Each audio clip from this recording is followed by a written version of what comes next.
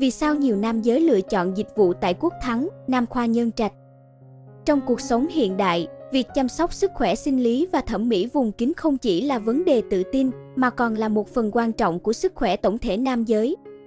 Tại Quốc Thắng, Nam khoa Nhân Trạch, chúng tôi hướng đến việc mang lại trải nghiệm an toàn, chuyên nghiệp, tận tâm cho khách hàng thông qua giá dịch vụ minh bạch, hợp lý, mọi quy trình đều được tư vấn rõ ràng, không phát sinh chi phí ẩn. Đội ngũ chuyên môn giàu kinh nghiệm, các thủ thuật nam khoa được thực hiện trong môi trường vô khuẩn, bảo đảm tiêu chuẩn y tế nghiêm ngặt.